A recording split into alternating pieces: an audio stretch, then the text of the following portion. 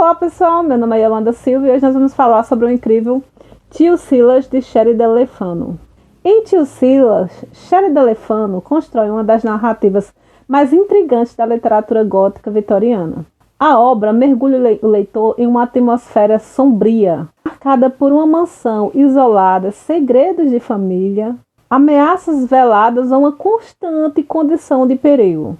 No entanto, o verdadeiro terror não está apenas nos cenários góticos, mas na dimensão psicológica das personagens, ou melhor, da personagem principal, Maud. A protagonista vive cercada por dúvidas, manipulações e incertezas constantes, levando o leitor a se questionar junto com ela quem confia ou o que realmente é verdade, o que é verdadeiro.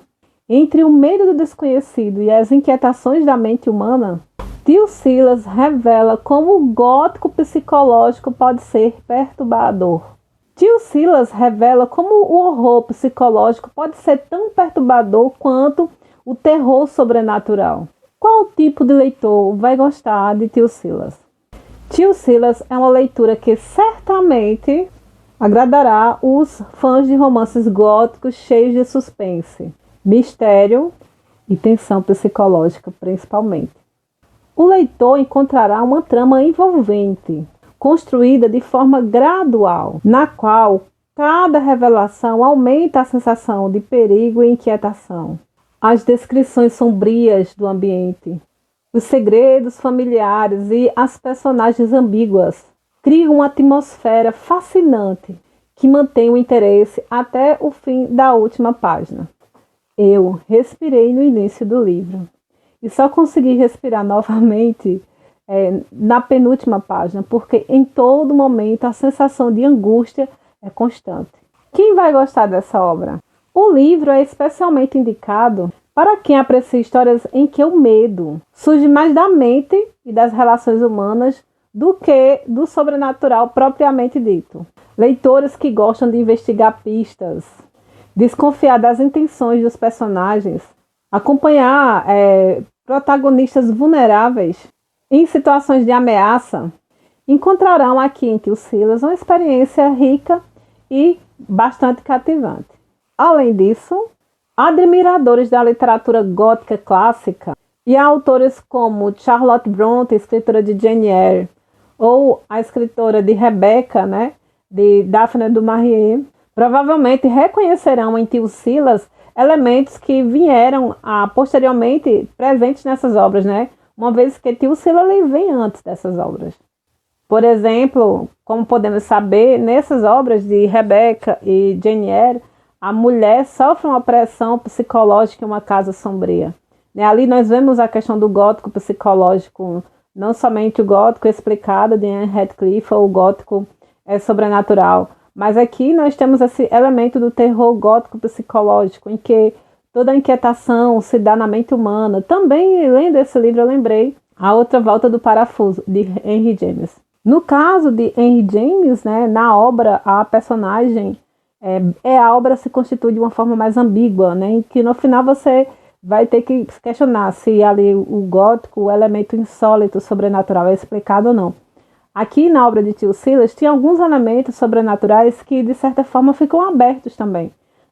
Algumas falas, as últimas falas de Maud no fim do livro, dão uma ambiguidade ao sobrenatural que aparece ao longo do livro. Mas aí você vai fazer sua leitura e você vai observar se aquilo realmente é sobrenatural ou não. Sheridan Le Fanu é um mestre invisível do gótico vitoriano. Joseph Thomas Sheridan Le Fanu, é até um trava-línguas o nome dele, nasceu em 28 de agosto de 1814, em Dublin, na Irlanda, e faleceu em 7 de setembro de 1873. É considerado um dos mestres do gótico vitoriano e principal precursor da ficção de horror e mistério sobrenatural do século XIX. Antes de falarmos sobre Tio Silas propriamente dito, vale a pena conhecer um pouco do homem por trás dessa história. Sheridan Le Fanu foi um escritor e jornalista que viveu, como eu já falei para vocês, de 1814 a 1873. É considerado um dos mestres da literatura gótica vitoriana e mundial. Seu talento para criar atmosferas sombrias e explorar medos da mente humana ajudou a moldar o horror como nós conhecemos hoje, o horror psicológico que conhecemos hoje, como eu já citei anteriormente, Rebecca, Jane Eyre. E é uma curiosidade muito interessante. Sheridan Le Fanu escreveu Carmilla em 1872, 25 anos antes da publicação de Drácula, de Bram Stoker. A novela conta a história de uma vampira misteriosa chamada Carmilla. É vista por muitos como uma das maiores inspirações para a história de Drácula que Bram Stoker criou posteriormente, sendo considerada a vovó dos vampiros, né? Carmilla chamou a atenção pela abordagem de alguns temas contraditórios, né, da época, incluindo um forte romance, né, a indicação de alguma coisa ali que existe entre a Carmilla e a personagem que Carmilla vai tentar seduzir, né, para morder posteriormente. Outra coisa interessante é que Sheridan Le Fanu começou a escrever por conta própria quando criança. Inclusive, tem a história de que contrataram um professor para ele, mas ele já sabia de tudo, o rapaz não tinha mais nada a ensinar e foi demitido, coitado. Mais uma vez demitindo o professor, ele não ficou ali não, ele continuou lendo livros. O pai dele tinha uma biblioteca bem generosa e farta, e ele lia muito, era apaixonado pela leitura. Formado em Direito pela Trinity College de Dublin, ele abandonou rapidamente a carreira de advogado e dedicou-se integralmente à literatura e também ao jornalismo. Em 1858, acontece algo fatal na vida de Sheridan Le Fanu, que foi a morte da sua esposa. Esse acontecimento tornou uma pessoa reclusa, isolada. E dizem que justamente o Silas surgiu nesse momento, né? No livro aqui, no início, né, no comentário sobre o autor, eles enfatizam que essa obra foi produzida na época que a esposa dele faleceu e que ele entrou nessa atmosfera, nesse ostracismo, isolando-se do mundo e adentrando nos temas meio sinistros que a própria esposa gostava também. Após sua morte, em 1873, sua obra quase foi esquecida. No entanto, cerca de 50 anos depois, o escritor James achou as obras e resolveu compilá-las, organizá-las e publicá-las. Ainda bem que ele fez isso, porque graças a esse trabalho nós temos a obra de Sheridan Le Fanu, que é maravilhosa. Inclusive, já tem uma resenha aqui no canal do livro Carmilla. Podem assistir depois que vocês terminarem esse vídeo. Susana, a esposa de Sheridan Le Fanu, morreu de forma muito perturbada, deixando cartas com visões e culpas religiosas meio sinistras. Le Fanu nunca se recuperou desse acontecimento. Tio Silas foi publicado em 1864. O romance começa com a descrição de uma casa vitoriana aparentemente rica e luxuosa. Uma moça de pouco mais de 17 anos, de cabeleira dourada e olhos acinzentados escuros, estava sentada à mesa de chá, absorta em devaneios. Essa moça era eu. Assim começa Maud, a narradora em primeira pessoa, contando quem ela é, onde ela está e como começa a sua história. Maud vivia com seu pai, Austin Rutten. Eu vou falar Rutten, depende da pronúncia quando eu conseguir pronunciar o inglês corretamente. Austin é um homem de uma linguagem muito antiga. Ele recusara por diversas vezes o título de Visconde e Baronete, considerando-se, né, uma pessoa de mais elevada do que esses títulos, ou seja, esses títulos não eram dignos dele. Esse homem é frustrado em relação à política, mas coleciona arte, é bem excêntrico, gosta de estudar, vive no seu escritório e casou-se com uma mulher em idade avançada com uma mulher jovem e bela que é a mãe de Maud. A mulher morre muito jovem, deixando com ele Maud, a moça, por volta de 17 anos ali na narrativa. A perda da esposa tornou esse homem cada vez mais recluso, introspectivo, a ponto de deixar a própria filha solitária dentro de casa. Por ele ser um homem de idade avançada, ser magro, né, e viver andando, perambulando na casa, aquele homem já tem um ar meio espectral, meio fantasmagórico, o pai de Maud, do que eu estou falando. Ele vive a perambular pela casa e às vezes não trocava uma palavra com a menina. Maud relata, né, que o pai dela havia deixado a igreja, né, da Inglaterra para se agregar a uma seita. A seita que ele é Swedenborgianos, ele virou um Swedenborgiano, que é tipo uma seita mística de um cara, né, Swedenborg. por uma seita estranha. Ele se tornou um Swedenborgiano. É tipo uma doutrina mística criada por Emanuel Eita, gente, eu não vou conseguir falar. Swedenborg. E a seita surgiu em 1688 e foi até 1772 por aí, de acordo com as informações da narrativa. De repente, chega uma figura sinistra à casa, a Knoll. O Dr. Bradley, né, chegou ali para ter uma audiência com o Rutten, Austin, né, Rutten. E Maud viu aquele homem esquisito, provavelmente da seita mística que o pai dele faz parte, e eles se trancaram no escritório. Passado algum tempo, o pai, muito inquieto, chama Maud e lhe diz que tem uma chave dentro de um armário escondida e que ela tem que prometer ao pai, né, que nunca vai mexer naquela coisa ali. E que se acaso acontecesse alguma coisa com ele, ela deveria chamar o médico, né, o Dr. Bradley, para vir à casa e ali eles abrirem e ver o que tem ali dentro. E assim Maud obedece. O pai de Maud fala: lembre-se desta chave. Ela abre este armário. Durante o dia está sempre aqui. À noite fica sobre o meu travesseiro. Se eu estiver ausente e o Dr. Bradley vier saber sobre a chave, mostre tudo a ele e mais ninguém. Esse é o primeiro mistério que nos inquieta. Logo nas primeiras páginas, aquele mistério daquela chave, naquele armário, do que se trata e por que todo mundo está tão agoniado em relação àquelas situações ali. E Maud fica sempre tentando viver a vida dela, mas de repente lembra da bendita chave, lembra do bendito armário, lembra da conversa do pai que tem um livro aberto e assim por diante, todo momento aquela questão. Outro segredo inquietante na casa é um retrato do tio Silas jovem. Seu tio é um homem de grandes talentos, grandes erros e grandes injustiças. Ali na casa era proibido perguntar ou se questionar qualquer coisa sobre tio Silas. E então, em vários momentos, Maud está atravessando a sala, ela se depara com aquele retrato, fica observando e ela pensa: como será meu tio? Que idade ele tem? Que aparência ele tem? Ou seja, há um segredo naquela casa vitoriana, um segredo familiar que separou o Austin, Rutten e tio Silas, né? E nós também ficamos inquietantes. Afinal de contas, o que aconteceu para esses irmãos ficarem separados? E Maud não pode nem perguntar nada, né, sobre a vida desse homem. De repente, apareceu diante de mim, na relva, uma figura estranha. Uma mulher muito alta, vestida com roupas cinzentas, fazendo uma mensura exageradamente baixa. Fitei com algo próximo do horror.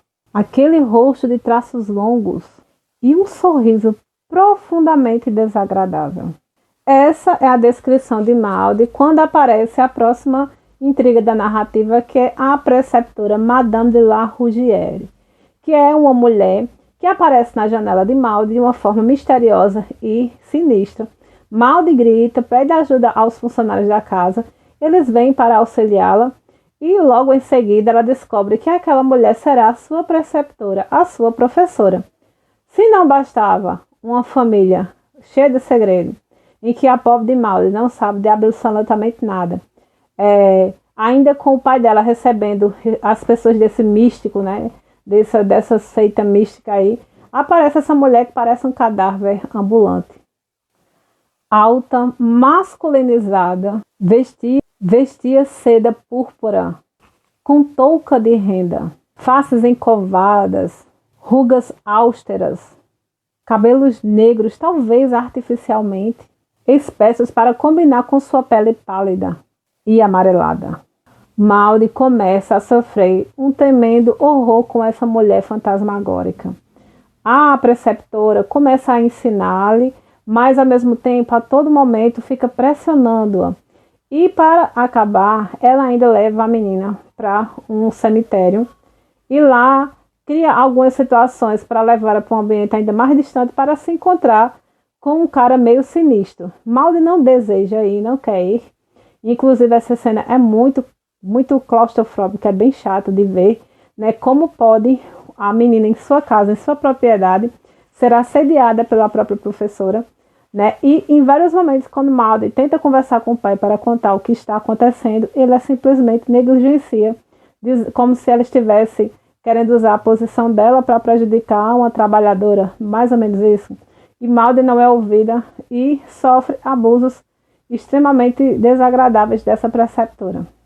Maud diz: meu pai me chamou ao escritório e disse que eu estava causando dor à pobre madame. Quando protestei, ele respondeu: não acho, minha filha, que você seja a melhor juíza disso. Gente, é aquela história. Tem uma cena muito interessante na narrativa que Maud está no cemitério com a Lady, né, a Madame de la Rougière. E de repente a mulher começa a cantar uma música sinistra de mortos, né, meio fantasmagórica. E ela tira a peruca, mostra que é careca. É uma cena bem legal, assim, bem assustadora mesmo. E ela, não satisfeita, pega o dedo de Maud e começa a torcer para quebrar, para ela dizer o segredo, o que é que tem no testamento do pai. Ou seja, se a menina estava sofrendo um abuso daquele e não era juíza para saber quem estava assediando, machucando, eu não sei quem seria o juiz dessa narrativa, dessa história. Mas é o nível de abuso que Maud sofre por parte da preceptora e o nível de descaso do pai em relação a ela. Para completar, certa feita, a madame tenta levar a menina para um daqueles lugares sinistros que ela levaram uma vez e a menina teve que interagir com um cara bem sinistro. Logo em seguida, ela acaba levando a menina para esse ambiente em que ela quase foi sequestrada por um mascate numa carruagem. Bem sinistra essa cena e bem complicada. Ela consegue fugir e correr. Aí vocês vão saber o que é que acontece, né? Porque eu não vou dar spoiler de tudo na história. Minha jovem prima, sabe quem sou? Sou sua prima Mônica. E estou muito feliz em vê-la. Querida, embora não tenha colocado meus olhos em você, desde que era menor do que sabedor de cartas. Essa fala já demonstra a excentricidade da prima Mônica Knowles. E Mônica chega ali na história para dar um alívio para Maud. Apesar de que ela ri um pouco de Maud, porque diz que ela se veste de uma forma brega, né? Do sítio, vamos dizer assim. E ela toda francesa, com suas roupas da última moda, né, na Inglaterra, inspirada na França e assim por diante. Mas querendo ou não, aquela mulher se torna um bálsamo para a vida de Maud. Finalmente ela encontra alguém que escuta, conversa com ela, troca ideias, orienta. Uma figura muito interessante é da prima Mônica. Com a prima Mônica aparece também o senhor Oakley, né, o capitão Oakley, que é um paquerinha ali de Maud. Pela primeira vez ela sente algo interessante por o sexo oposto. Depois de todas essas questões, né, Maud começa a ter um resquício de esperança. Acontece uma cena bem interessante entre Mônica e a Madame de la Rougière, né? Acontece uma cena bem interessante entre elas duas. Mas, infelizmente, aí, gente, desde o início da história você vai saber que isso acontece. O pai de Maud falece e ela vai parar na casa do tio Silas. Aqui começa toda uma construção. Há vários capítulos em que ela fica a leitura do testamento, a insegurança dela sem saber quem era o tio, as cláusulas do testamento, que diz até que se ela morrer, toda a herança dela vai ficar com o tio. Outra coisa também, como é que pode? O pai separou-se do tio por algumas questões dele. E de repente coloca a filha na mão desse cara que ele teve atrito. Ou seja, gente, é um festival de confusão, de segredos, e você fica ali inquieto, querendo descobrir. Mas, afinal de contas, Maud vai para a casa do tio Silas. E neste momento da narrativa, eu achei muito interessante que foi um verdadeiro, uma homenagem a Anne Radcliffe. Porque nós acompanhamos Maud na carruagem com a Mary Kinsey, né, com sua serva ali, andando pelas montanhas.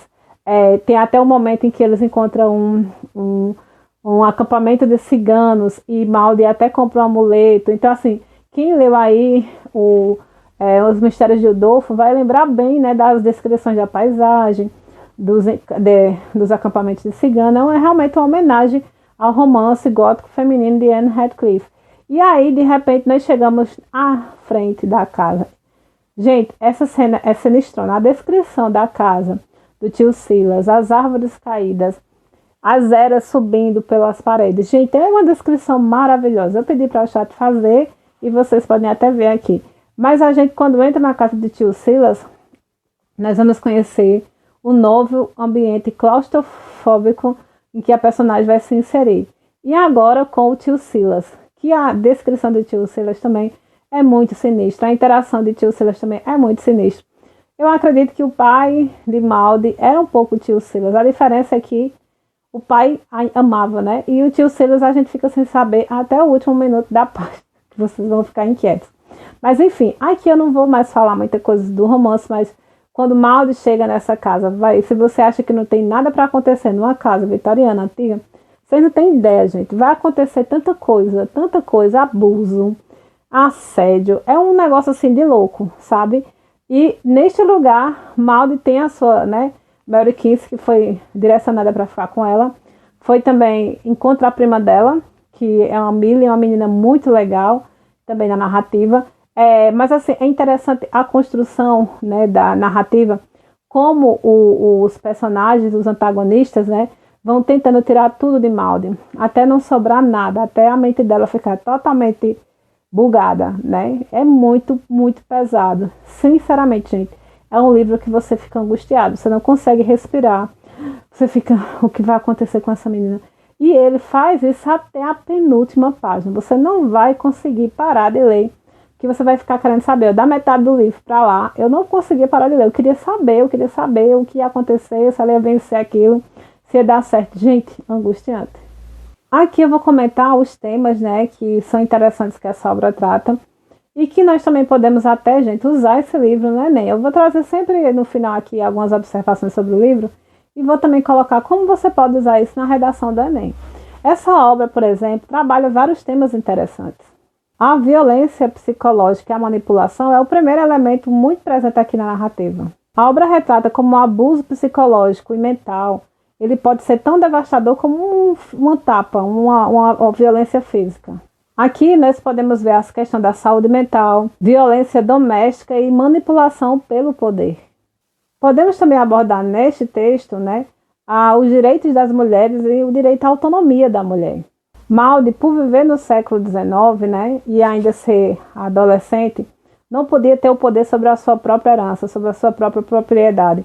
E todas os seus bens ficaram à mercê do tio Silas, né? E aqui vocês podem vão ler o livro, né?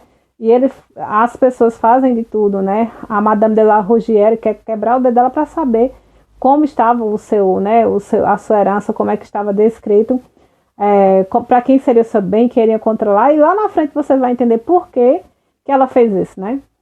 Aqui também nós podemos observar a questão da desigualdade social. Aqui nós podemos observar que a herança, né, do Austin Hutton desencadeia uma guerra familiar pela herança, pelos bens daquele homem.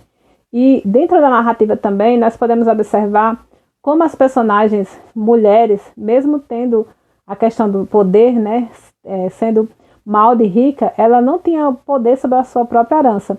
E se ela, sendo mulher, numa condição social ali alta, sofrer abuso, imagine as outras personagens. Então, aqui em vários momentos da narrativa, nós vamos ver meninas que vivem ali na casa do tio Silas, que são pobres, sendo espancadas. Tem um até que o braço é quebrado. É um livro bem violento que mostra que a mulher, em qualquer situação aqui, ela fica à mercê do homem, né? Ela fica à mercê do homem e ela tem simplesmente a resiliência e o desmaio como arma. Podem ver, gente, todo um romance gótico chega um momento em que a personagem está tão saturada da guerra psicológica que ela sofre que ela acaba desmaiando. E o desmaio é a única fuga que tem, é só cair. E quando você desmaia, você fica à mercê, né? É muito triste, é muito angustiante isso também. Saúde mental e isolamento social. Nós observamos que a maior arma de algumas personagens em relação a Maldi é isolá-la, para que ela não tenha por quem chamar, não possa falar, não possa gritar. Tem uma cena muito emblemática em que acontece determinada cena e Madame de la Rougière segura os braços de Maldi e ela tenta gritar, pedir ajuda e não consegue, né? Então, hoje, obviamente, nós sabemos que muitas mulheres vivem nessa condição, seja porque não tem emprego, não tem trabalho e tem que se submeter ao isolamento social por homens, né? Homens que prendem para que elas não interajam socialmente, para que fiquem sempre à mercê deles. Isso existe até hoje, né, gente?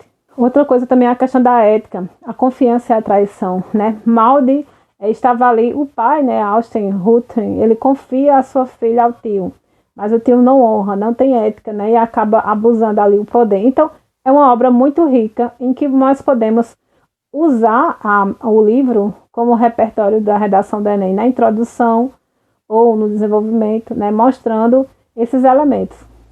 Aqui vocês podem ver um exemplo de uma introdução em que pode-se usar Tio Silas como contextualização. Vocês sabem que a introdução do Enem tem contextualização, problematização e antecipação argumentativa.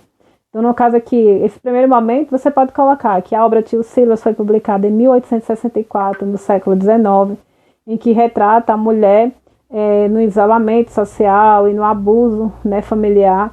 E geralmente esse tema vai vir quando se trata de saúde mental. Você pode abordar esse tema de várias maneiras, mas aqui podemos trabalhar a questão da opressão da mulher, né? E a problemática, dependendo do tema que trata, né? No caso, se vier um tema falando sobre a violência contra a mulher, a permanência da violência contra a mulher, perspectiva para o enfrentamento da violência contra a mulher.